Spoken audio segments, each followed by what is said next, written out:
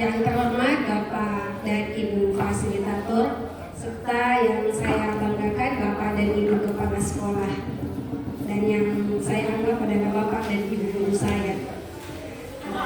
Puji syukur kehadirat Allah Subhanahu wa Ta'ala atas limpahan berkat rahmat dan hidayahnya, begitu banyak nikmat yang diberikan kepada kita. Salam dan salawat kepada Nabi Muhammad Sallallahu Alaihi Wasallam. Allahumma sholli ala Sayyidina Muhammad wa ala Sayyidina. Semoga apa yang kita laksanakan pada kegiatan ini membawa keberkahan untuk kita. Baik, sedikit pengantar. Mohon maaf Bapak dan Ibu, kemarin kesannya saya terburu-buru, dan mohon maaf juga Pak Aziz karena sempat kemarin otot mendahului. Bukan karena saya takutnya kena mental Bapak Ibu. Itu resikonya kalau di belakang, karena sudah banyak yang hebat-hebat yang wow, dan saya menganggap bahwa kemampuan saya ya, tetapi dengan modal percaya diri dan modal dasar pola pikir bertumbuh ya, dan jangan dari Bapak tadi kemarin sebagai pemimpin kepala sekolah harus kita posisikan diri menjadi orang yang dapat bisa dipercaya lah, bisa meyakinkan. Baik, saya langsung saja. Laporan kegiatan saya yang akan saya sampaikan pada pagi hari ini adalah penyusunan RPM berbasis Problem Based Learning atau kita kenal dengan model PBL dalam penerapan pembelajaran mendalam. Kalau melihat ini biasa saja, tetapi itulah salah satu hasil dari program kami dalam penerapan PBL ini. Kemudian karena ada dasar tidak mau dikalah juga, dan dengan adanya pola pikir bertumbuh, terima kasih Pak Haji Ampang yang kemarin memberikan inspirasi contoh penggunaan notebook LM.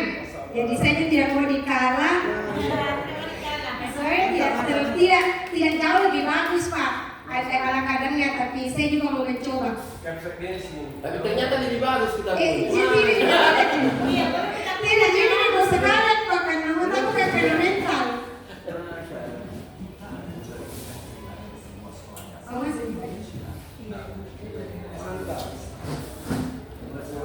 Gimana itu di situ Pak? Lututnya dulu, lututnya. Lutut tadi ini. Masuk di sana. Kepala sekolah. Belum kali lutut tadi. Lututnya belum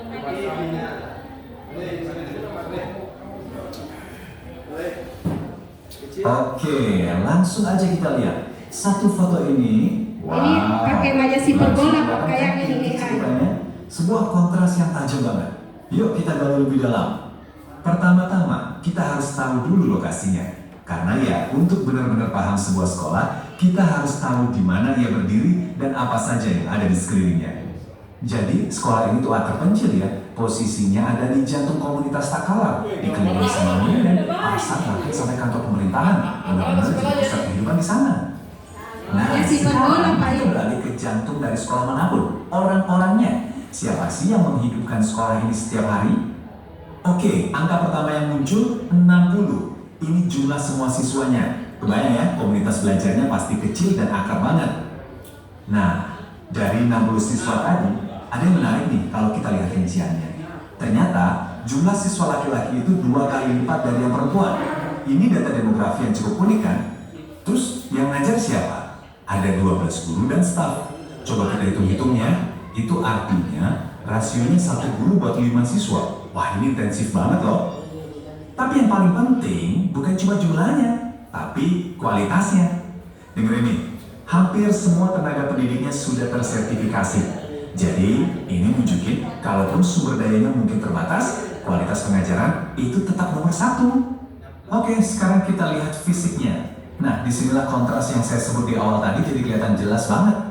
Aset terbesar sekolah ini ternyata bukan gedungnya, bukan juga teknologinya, tapi sesuatu yang wow, sangat berharga. Lahan yang super luas. Coba bayangin deh, punya lapangan hijau, halaman, kebun sekolah. Ini tuh kemewahan yang gak banyak sekolah punya loh. Ibarat kanvas raksasa buat anak-anak belajar dan bermain. Tapi coba sekarang kita palingkan pandangan dari lapangan yang luas tadi dan lihat gedungnya. Nah, di sini ceritanya beda. Bangunan utamanya ini udah berdiri dari tahun 1983. Dan disinilah kita lihat sesuatu yang luar biasa. Lihat deh koridornya. Walaupun bangunannya udah tua, tapi diubah jadi penuh warna dengan hiasan-hiasan kreatif. Ini bukti nyata semangat dan kreativitas dari komunitas sekolah ini. Nah, ini dia ringkasannya. Dua sisi dari Makamu 156. Di satu sisi, mereka punya kekayaan ruang terbuka yang luar biasa. Tapi di sisi lain, ada tantangan fasilitas di dalam ruangan yang udah butuh banget perbaikan. Kondisi fisik sekolah ini tentu ada hubungannya sama fondasi sosioekonominya kan? Yuk kita lihat lebih dalam lagi tantangan terbesar yang mereka hadapi. 80%. Angka ini penting banget. Dan ini bukan persentase kelulusan ya. Ini adalah cerminan realitas ekonomis sebagian besar keluarga siswa di sini. Artinya apa? Artinya 8 dari 10 siswa di sini datang dari keluarga yang sebagian besar petani yang butuh bantuan dari pemerintah seperti PIP atau PKH supaya anak-anaknya bisa terus sekolah. Ternyata tantangannya itu bukan cuma soal duit dan bangunan loh. Ada satu lagi rintangan besar, tapi kali ini sifatnya lebih ke administrasi, urusan di atas kertas. Dan ini dia masalahnya, tanah sekolahnya itu ternyata belum bersertifikat. Nah, tanpa dokumen krusial ini, semua rencana pengembangan ke depan, termasuk buat dapat bantuan renovasi, jadi serba nggak pasti. Jadi, itulah kisah Makamu 156. Sebuah potret yang kompleks kan? Sekolah dengan lahan luas tapi bangunan yang menua. Guru-guru berkualitas tapi murid-muridnya butuh bantuan. Dan semangat komunitas yang terus menyala di tengah ketidakpastian legalitas tanah. Semua ini akhirnya membawa kita ke satu pertanyaan penutup yang menarik. Sampai sejauh mana sih semangat sebuah komunitas bisa melampaui keterbatasan materi yang ada di depan mata?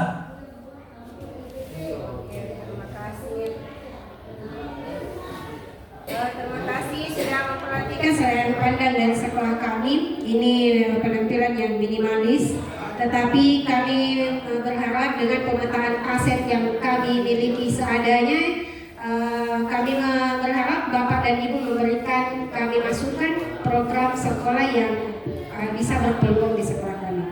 Tadi itu sedikit hiperbola ya. Di pusat yang kami maksud adalah di Kecamatan Pulau Bangkeng Selatan. Kami berdekatan dengan beberapa fasilitas pemerintahan, berdekatan dengan SMP 5 Takala, kami bertetangga dengan TK. Kami juga berada di dekat puskesmas, pasar, kemudian dekat dengan kantor kelurahan dan kecamatan. Makanya EHI mengatakan bahwa pusat berada di pusat ya, kecamatan ya, ya, dan ikon kami itu lapris. Jadi cucunya Pak Gubernur.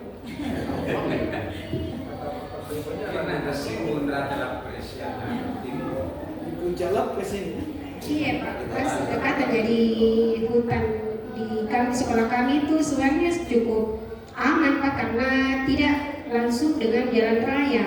Tapi itu yang selalu selama saya menjadi ya sekedar info, saya sebagai PLT di sana, saya gurunya di sana dan saya juga guru yang paling muda di sana. Tetapi Allah memberikan saya kesempatan sebagai PLT. Kemudian tadi sedikit informasi, beberapa kepala sekolah sebelumnya sudah berjuang sertifikat tanah di sana, bahkan sejarahnya pernah disegel. Tetapi takdir Allah selama saya PLT ada peluang sekolah itu bisa tersertifikat. Jadi saya sudah mengusul dan sudah dikukur.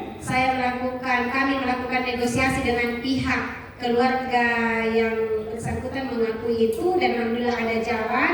Insya Allah sudah yang ada ditunggu lah semoga tertib. Dan mudah-mudahan itu menjadi jalan setelah kami ada perubahan, karena sejauh itu kan yang mungkin adanya pendekatan hati yang dikatakan oleh Bapak, karena ketika hatinya sudah didapat maka semuanya akan diberikan. Itu ya, semoga untuk kedepannya bisa membuat sekolah kami dari fisik dan kualitasnya semakin baik.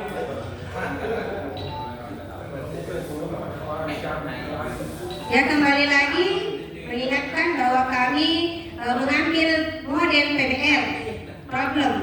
Jadi bukannya kami suka masalah, tapi mudah-mudahan dengan model problem ini membuat anak-anak menjadi pembelajarannya lebih bermakna, mengacu pada prinsip pembelajaran mendalam, bermakna, berkesadaran dan menggembirakan. Ini satuan karena melihat ini tidak banyak pemandangan ini tidak banyak dimiliki oleh sekolah-sekolah yang ada di Pakala.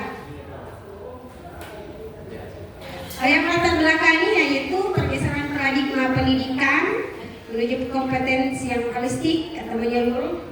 Pembelajaran masih teacher center, tidak bisa dipungkiri itu. Perlunya penerapan pembelajaran deep learning. Model PBL dipilih sebagai solusi strategis menumbuhkan kesadaran dan kebermaknaan bagi murid. Kurangnya kemampuan bernalar siswa, jadi ini yang saya lain bernalar siswa yang ingin difokuskan dan keterampilan bertanya siswa yang kurang dikembangkan. Tujuan programnya ada beberapa, diantaranya meningkatkan kualitas proses dan hasil pembelajaran, meningkatkan pemahaman, mendorong implementasi konsisten PBL, membangun budaya kolaborasi di Kombel. Jadi Kombel kami itu juga ada namanya Kombel INTA. INTA itu kalau akronim bahasa Makassar cepat. Jadi kami berharap ingin bergerak cepat. Akronimnya integritas, tanggap, aktif dan collaboration. Meningkatkan kapasitas guru, menumbuhkan budaya pembelajaran mendalam, pengibasan praktik baik, meningkatkan kualitas proses dan meningkatkan kemampuan bernalar kritis murid. Yang kami harapkan adalah guru mampu merancang RPN yang berbasis RPM, rencana pembelajaran mendalam berbasis PBL. Siswa lagi yang diharapkan lebih aktif, lebih kritis, dia juga kreatif dan kolaboratif. Terjadi peningkatan kualitas proses dan hasil belajarnya, serta PBL diintegrasi dalam kurikulum. Tentunya diharapkan terwujudnya 8 dimensi profil lulusan. Kemudian dari analisis kondisi, assess, kami analisis kebutuhan. Pelatihan, dibutuhkan adanya pelatihan PBL dalam pembelajaran mendalam. PBL dan pembelajaran mendalam bukan hal baru, tetapi kami mix keduanya menjadi sesuatu yang baru. Kemudian contoh PPPBL dan instrumen monetnya. Kemudian kita libatkan tetap Kombel karena Kombel adalah salah satu wadah komunikasi kita di sekolah. Kondisi awal ya tentunya mayoritas masih teacher center. Guru kesulitan merancang pembelajaran yang lebih bermakna dan siswa pasif. Adapun tantangan dan peluangnya, mindset guru ini berkaitan dengan pola pikir bertumbuh dengan dukungan kebijakan. Sebagai PLT saya selalu mengajak memotivasi teman-teman untuk mengupgrade kemampuan. Kemudian poin kedua, waktu terbatas. Kemudian ya waktu terbatas karena dari pagi sampai sore aktif di kelas, pulang sudah buru-buru mau pulang karena mau kasih makan suaminya, mau urus anaknya dan sebagainya. Itu salah satu tantangan dan tapi adanya semangat kolaboratif. Penilaian autentik, kemudian sumber daya lokal. Desain strategi kami lakukan dari beberapa fase. By that, yaitu persiapan di tanggal kisaran setelah kita IN2, IN1 25 sampai 30 September kita lakukan sosialisasi, penyusunan dan koordinasi dengan teman-teman yang sudah mengikuti, guru-guru yang sudah mengikuti pelatihan. Di fase 2 kami IHT, jujur kami IHT itu karena ada bukan uangnya, dana BOS yang kita gunakan. Seandainya tidak ada ya kita Kombel saja, tidak menggunakan banyak anggaran, tapi karena ada dana yang diberikan kita manfaatkan itu. Fase ketiga Kombel, kemudian fase keempat melakukan observasi dan fase kelima refleksi. Pendekatan yang kami lakukan secara sistematis berkala, peningkatan fokus pada peningkatan guru dan tentunya adanya kolaborasi melalui Kombel. Pelaksanaannya yaitu sosialisasi, pembentukan panitia, koordinasi, koordinasi dan pengawas, penyiapan sarana dan administrasi.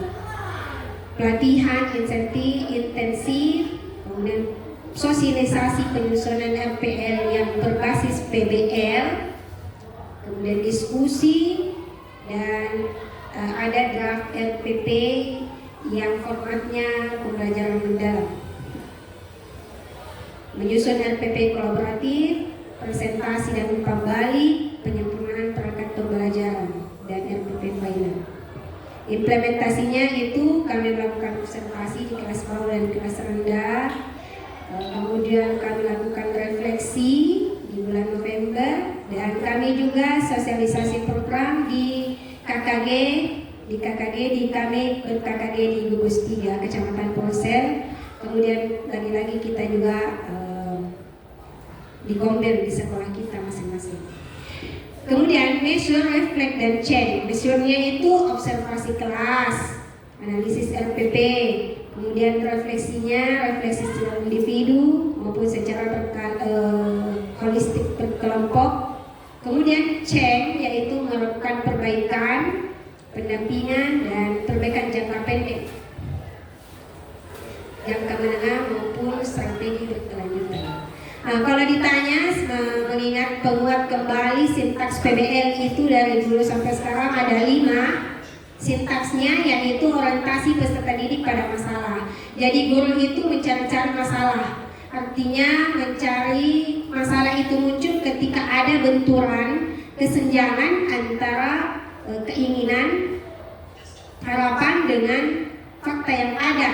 Jadi dengan adanya kesenjangan itu membuat kita mengarahkan siswa bagaimana mencari solusi. Nah, dari proses menyajikan sebuah masalah diharapkan siswa merasa berada di dunia itu, artinya ada kesadaran, kemudian tentunya diharapkan ada kebermaknaan.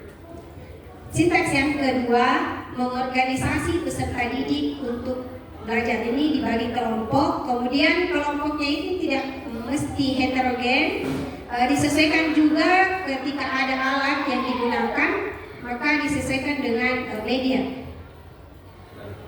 Yang ketiga, membimbing penyelidikan individu maupun kelompok. Jadi di sini guru sebagai fasilitator memberikan materi yang bukan jawaban langsung, ya bukan solusi, tetapi memberikan materi gambaran yang mengarahkan siswa bisa menemukan solusi. Yang keempat, mengembangkan dan menyajikan hasil karya. Di sini kembali lagi siswa yang disuruh menyampaikan satu persatu melalui berbagai, ini bisa juga proyeknya. Jadi tergantung mereka mau menyajikan dalam bentuk poster, mind mapping, atau dalam bentuk slide. Karena meskipun kami sekolah minimalis, tapi kami selalu berusaha memaksimalkan. Jadi kadang laptop saya kasih anak-anak karena jumlahnya sedikit dalam satu kelas. Laptop ini pakai sama-sama.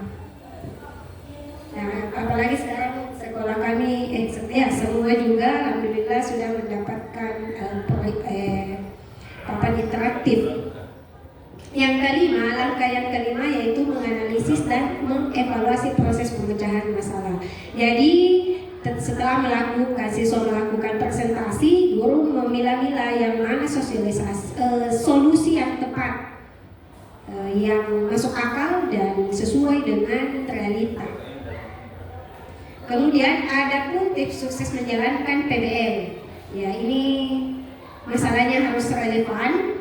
Kemudian peran guru sebagai fasilitator dan manajemen waktunya, karena anak-anak ketika diberikan keleluasaan untuk berdiskusi mencari solusi kadang lupa dengan waktu. Jadi di sini dibutuhkan manajemen guru dalam mengatur waktu. Kesimpulannya, program berhasil menginisiasi transformasi pembelajaran. Guru dan siswa menunjukkan perkembangan signifikan dan PBL menjadi bagian dari identitas sekolah. Terima kasih. Assalamualaikum warahmatullahi wabarakatuh.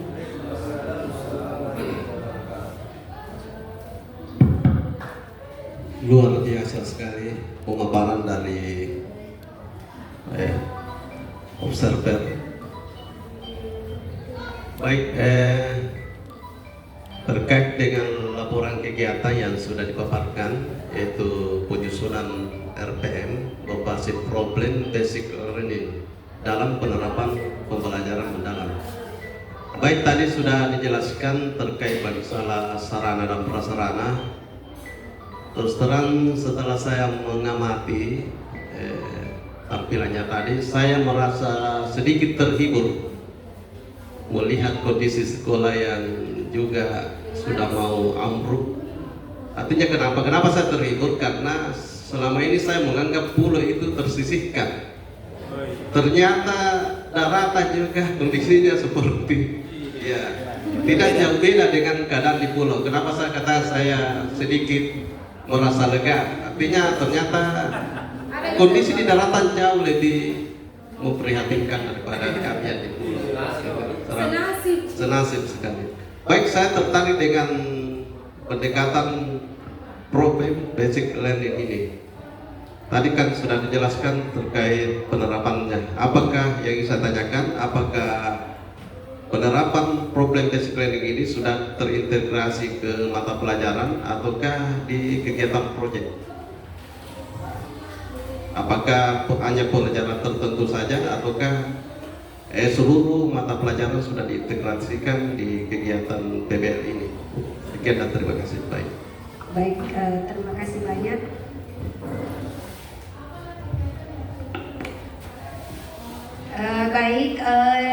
Melihat dari laporan saya, judulnya penyusunan RPM modelnya, sehingga ketika model pembelajaran itu langsung pada RPP-nya. Jadi bisa saya tegaskan bahwa bukan program, bukan proyek, tetapi RPM-nya. Meskipun demikian, bukan berarti semua RPP dan semua mata pelajaran itu menggunakan PBL. Jadi dikondisikan, tetapi kembali harapan pertama kami adalah dengan adanya model PBL ini, kami berpikir bahwa ini adalah salah satu cara membuat anak-anak berkesadaran. Jadi yang bisa dikatakan bisa dominan lah, tetapi tidak keseluruhan, karena kita tidak bisa menuntut juga semua mata pelajaran, semua kelas dan semua materi bisa menggunakan model PBL. Jadi dikondisikan dengan materinya. Sama halnya dengan kelas 1, kelas 2 mungkin belum bisa. Tapi kembali lagi ke gurunya, bagaimana dia meramu model PBL ini dalam bentuk sederhana. Meskipun kelas 1, kelas 2, kelas 3, tetapi kreativitasnya meramu memunculkan sebuah problem dalam bentuk yang sederhana yang bisa membuat anak-anak lebih aktif untuk mencari penyelesaian masalah sesuai dengan kondisi level kelasnya. Ya, terima kasih. Jadi dalam RPP. Ya, terima kasih atas penjelasannya. Saya kira sudah cukup jelas. Artinya penerapan model PBL ini disesuaikan dengan topik yang mau diangkat. Ya. Baik, mungkin ada teman yang lain mau menambahkan. Silakan.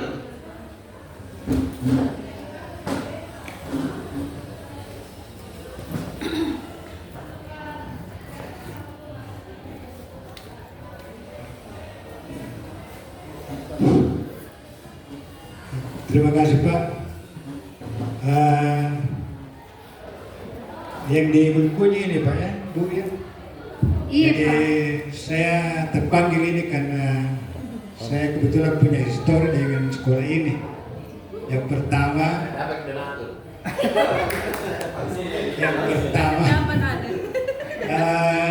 waktu saya ujian SD, ini bukan kartu saya, rencananya itu dulu kan belum ada Dapodik, belum online.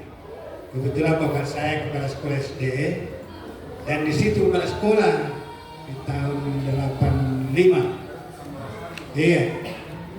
Jadi hampir ikut kelas 5 ya, ujian SD kelas 6. Tapi waktu itu ada pengawas yang ada. Historinya memang cukup panjang, dan saya sedikit tahu tentang kondisi sekolah itu. Awalnya itu agak miring. di bapak saya dengan tantangan itu. Jadi sebenarnya tantangan dan kekurangan sebenarnya potensi juga untuk dieksplor. Itu tergantung dari pimpinannya. Dan saya lihat ibu punya potensi di samping hampir cakep dalam segala hal, termasuk di penyampaian tadi sudah luar biasa. Iya, jadi sebenarnya tadi dia sudah begini ibu kemampuannya. Iya. Itu juga yang kami alami bersama dengan teman-teman kepala sekolah di SMA, SMK yang ada di provinsi. Kami juga awal jadi kepala sekolah di SMA 11, tempatnya dulu Pak Diamka. Itu yang menjadi kendala adalah legalitasnya. Karena waktu itu masih gabung dengan sertifikat sekolah SMP 30 kalau tidak salah yang ada di sana. Sehingga bantuan-bantuan itu baik itu dari pemerintah daerah maupun pemerintah provinsi, lebih-lebih dari pemerintah pusat itu akan terhambat. Dan momennya sekarang Bu, baik itu di pemerintah daerah, saya lihat Pak Bupati Takalar ini sangat konsen dengan sekolah-sekolah yang legalitasnya belum jelas. Bahkan ada beberapa sekolah yang awalnya ditutup itu seperti yang di Bentuk ini, termasuk di Galesong, itu alhamdulillah sudah dibuka. Sehingga saya kira dengan kemampuan leadershipnya Ibu bisa digunakan momentum ini, sehingga dalam waktu yang tidak terlalu lama legalitas dari sekolah SD Impres Makamu itu bisa ada. Apalagi pulanya sekarang Bu, untuk kegiatan revitalisasi dari Bapak Presiden Prabowo Subianto bisa langsung itu kita. Kami ini sudah berjuang lagi, ya. Sehingga kita berharap kekurangan-kekurangan yang ada di situ kita jadikan potensi. Apalagi sekolah ini saya tahu persis berada di tengah ibu kota Kecamatan Perumahan Selatan. Dan di situ padat penduduknya, saya tahu persis. Iya, bukan di sini, dekat pasar ini. Bunyi Pak. Lukunyi. Termasuk kondisinya itu karena kalau kita ingin menuju sekolahnya itu menanjak ya, itu kan potensi juga. Pasti guru dan siswanya sehat-sehat karena naik tangga terbakar. Sudah itu turun di lokasinya itu menurun lagi. Jadi sudah naik turun lagi. Jadi ini hanya masukan Bu, Tabe mudah bisa diatensi. Tolong kekurangan itu dijadikan tantangan. Apalagi kemampuannya Ibu sangat luar biasa, masih muda, energi. Kemudian kemampuan IT-nya sangat luar biasa. Saya kira untuk sementara demikian. Terima kasih. Wassalamualaikum warahmatullahi wabarakatuh. Izin Ustaz, bisa saya sambung sedikit ya. Terima kasih. Jadi saya kira saran dari Pak Aziz tadi sangat bagus. Yang pertama itu yang paling penting saya kira adalah legalitasnya sekolah. Apalagi kita asli di sana, saya tahu itu kita asli di sana, keluarga tadi semua di sana, sehingga bisa kita dapat bantuan dari pemerintah. Gitu. Kemudian saya masuk ke model PBL, saya kira ini sangat menarik. PBL, pembelajaran berbasis masalah, kemudian pembelajaran berbasis proyek, itu beda-beda tipis. Yang jelas kedua pendekatan ini, metode ini adalah sangat cocok untuk meningkatkan siswa berpikir kritis. Tadi saya lihat sangat runut sekali diuraikan. Kalau misalnya ini kita tulis di dokumennya lengkap, bisa kita jadikan sebagai karya tulis ilmiah. Dia bisa best practice atau penelitian tindakan kelas. Ya. Kemudian saya kira memang betul sekali bahwa melalui pendekatan, melalui metode PBL itu jelas sekali bahwa di dalamnya sudah ada penerapan pembelajaran mendalam. Selain anak-anak bisa mengidentifikasi masalah, kemudian mereka berdiskusi, membentuk kelompok, misalnya ada kelompok berdiskusi, menyelesaikan masalah, kemudian ada keterampilan bertanya di dalamnya juga, anak-anak dilatih untuk bisa bertanya dan sebagainya. Saya kira ini bagus sekali untuk implementasi pembelajaran mendalam.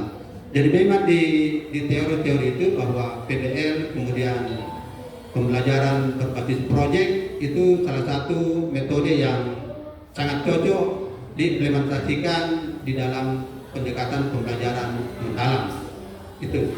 Kemudian melihat profil sekolah tadi, jadi saya lihat peluangnya itu sudah jelas sekali, bahwa tadi disampaikan salah satu peluangnya itu adalah halaman sekolah yang cukup luas, ya. Berarti banyak kegiatan-kegiatan yang mungkin dia masuk dalam kokurikuler bisa dilaksanakan di luar lingkungan kelas. Jadi jangan hanya pembelajaran di dalam kelas, tapi bisa anak-anak misalnya diajak ke halaman sekolah, melakukan penelitian singkat, ya, mengidentifikasi apa yang ada di halaman sekolah. Ya, ini halaman sekolahnya luas sekali. Tiap hari ini dilewati oleh Dentim Pak kalau ke kampungnya. Ya. Jadi karena sekolah ini berada di daerah yang padat penduduk, tentu itu salah satu peluang juga untuk bisa berkembang menjadi sekolah yang besar. Jadi catatan yang tadi itu dulu yang kita selesaikan supaya dapat bantuan revitalisasi dari pemerintah. Karena kalau tidak ada legalitasnya tidak akan dapat bantuan itu. Karena itu salah satu persyaratan itu. Kemudian tadi juga sudah disampaikan bahwa peluangnya juga adalah pelaksana kepala sekolahnya insyaallah definitif itu masih muda, energik. Kalau tidak salah pernah kami ajar juga di SMA 1 Takalar. Alumni ya, pernah kami ajar. Saya tahu kemampuannya. Seluruh siswa kita tentu tidak tahu kemampuannya, sehingga kita yakin bahwa ke depan SD Impres Makamu ini bisa berkembang lebih baik lagi, lebih maju lagi, dan yang jelas bahwa implementasi pembelajaran mendalam melalui pendekatan PBL ini saya kira sudah cukup bagus. Cuma jangan juga sering melakukan kegiatan-kegiatan seperti ini, jangan sampai guru lupa mengajar, hanya melakukan kegiatan-kegiatan rapat, pertemuan dan sebagainya. Itu juga sekedar masukan. Jangan sampai kita terlalu sering pertemuan, sosialisasi, rapat-rapat dan sebagainya, sehingga siswa terbengkalai di kelas. Saya kira itu dari saya. Wassalamualaikum warahmatullahi wabarakatuh. Baik, terima kasih banyak Pak atas apresiasinya. Saya cukup tersanjung. Kemudian kemarin Pak Aziz, sebenarnya kita punya story Pak Bapak hampir menjadi alumni SMA SD Makamu, tapi di Cakura jadi kapan itu? Menumpang, tapi bukan kita catat sebagai alumni Pak. Setidaknya SD Makamu ada sejarahnya di dalam hidup Pak. Dan saya pribadi juga ada sejarahnya dengan SMA Negeri 1 Takalar. Bisa dikatakan bahwa SMA Negeri 1 Takalar membawa saya ke sini. Kenapa? Karena di SMA 1 alhamdulillah saya alumni yang bebas tes masuk di UNM jurusan PGSD, sehingga dunia saya ke SD. Dunia saya SD, kemudian SD Makamu, dan Allah menakdirkan saya berikan kesempatan kepada saya jadi pimpinan di sekolah itu. Kami sudah 2 tahun PLT, tapi mungkin harapannya Bapak definitif, ya saya tidak berharap seperti itu. Tetapi meskipun apapun posisi saya di sekolah itu, saya selalu berusaha bagaimana keberadaan saya juga berpengaruh terhadap peningkatan kualitas sekolah itu. Sebagai pendidik, ya saya sampai saat ini saya hanya merasa sebagai pendidik di sana. Meskipun saya dikasih kesempatan PLT, saya selalu berpikir sekolah ini sebenarnya punya potensi. Karena kalau orang tua berpikir itu aman di sini anak-anaknya, tidak ada kendaraan berlalu lalang.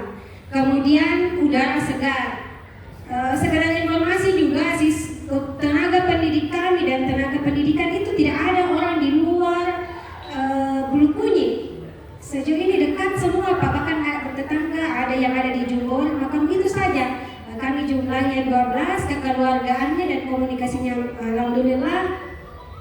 Saya selalu memotivasi teman-teman, kita ini semua muda. Ya, kita harus jual apa yang bisa kita jual di sini, dalam artian tanda kutip orang melihat kita, karena saya lihat memang padat penduduk tapi sudah tidak banyak anak-anak. Kemudian berdekatan dengan SD Blokunyi, SD. Meskipun seperti itu, ada hal yang semua sekolah tidak ada yang sempurna, baik dari segi pendidiknya maupun anak siswa itu sendiri. Tapi ya begitulah, kami selalu berusaha bagaimana sekolah kami selalu meningkat dan dilihat. Karena selama saya mengikuti pelatihan, kita gimana itu istimewa kamu? Artinya belum menonjol di permukaan. Meskipun kami memiliki nilai jual, ikonnya itu kami lapres. Kami berada di bawah lapres, tapi mungkin prestasi-prestasi yang belum banyak belum muncul di permukaan tingkat kabupaten, sehingga itulah yang selalu saya apa nih, bagaimana di sekolah kita ini juga dikenal, sehingga kalau ada permintaan saya selalu oh ya bisa. Tetapi bukan hanya sendiri yang saya bekerja, bukan hanya diri saya sendiri bekerja, tapi bagaimana kemampuan saya sebagai pimpinan menggerakkan teman-teman. Konsepnya, modalnya, pola pikir tetap yang harus saya genjot mereka untuk selalu berpikir untuk berkembang. Jangan begini-begini terus, kita pendidik itu masih muda-muda. Kemarin juga Pak Haji saya minder kenapa Pak Haji bisa notebook. Nah, saya tidak tahu info, coba deh. Terima kasih atas partisipasinya, apresiasinya, motivasinya. Ini akan menjadi power untuk saya ke depannya.